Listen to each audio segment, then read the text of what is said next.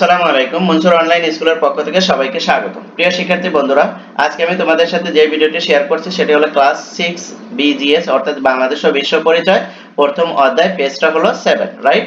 একাধারে কিন্তু আমি পেজ টু পেজ ভিডিও তোমাদের জন্য আপলোড করছি। এখান থেকে কিন্তু বহু নির্বাচনী এবং সৃজনশীল কোশ্চেন তোমরা এখান থেকে আনসার করতে পারবে, রাইট? তাহলে দেখো কি বলছে। তবে অষ্টদশ শতকের পলাশী যুদ্ধে হারের মধ্য দিয়ে বাংলাদেশের ঔপনিবেশিক যুগে প্রবেশ করে। দেখো, যে যুগে এ অঞ্চলের যে কোনো শিল্প সৃষ্টির চেষ্টাকে ব্রিটিশ রাজ্যের ব্যবস্থাপনা অনুযায়ী নির্দেশিত হতে হতো। এই কারণে ব্রিটিশ আমলে এদেশের স্থানীয় শিল্পায়নের সম্ভাবনা নষ্ট করে গড়ে ওঠে নির্ভর উন্নয়ন ভাবনা, যা পাকিস্তান আমল পর্যন্ত চালু থাকে।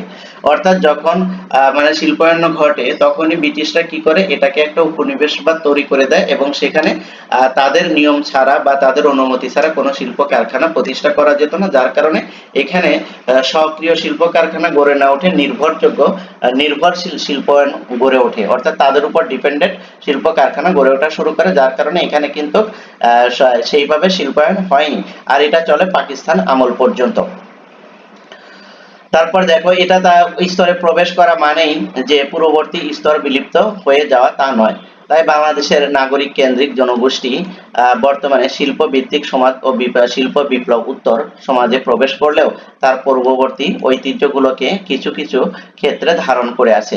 তাই এদের এখনো কি উদ্যান কৃষি, পশুপালন, কৃষি আমাদের অর্থনীতিতে বড় ভূমিকা রেখেছে। তারপর দেখো, এখনো এদেশে উদ্যান কৃষি নির্ভর গারো, ত্রিপুরা, চাকমা নৃগোষ্ঠী যেমন আছে তেমনি আছে পশু পালক গোষ্ঠী। আবার ছোট চাষি যেমন পূর্ব ঐতিহ্য অনুযায়ী কৃষিকে টিকিয়ে রেখেছে। তবে সাথে সাথে বড় পুঁজির বাজারমুখী কৃষি ও কৃষিভিত্তিক শিল্প কারখানাও অপ্রতুল্য নয়।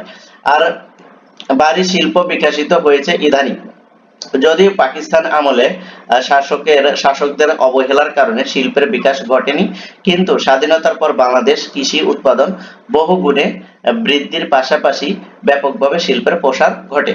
ঢাকা, চট্টগ্রাম, খুলনার মতো শহরগুলোতে এর কি প্রাম্য সীমায় বড় আকারের শিল্প ও ব্যবসা প্রতিষ্ঠান গড়ে ওঠে। তবে বর্তমান শিল্প বিপ্লব উত্তর যুগে তথ্য প্রযুক্তির ব্যাপক উৎকর্ষ সময় বাংলাদেশেও যোগ দিয়েছে তথ্য প্রযুক্তি বিপ্লব। এখন বাংলাদেশের প্রশাসনিক শিক্ষা,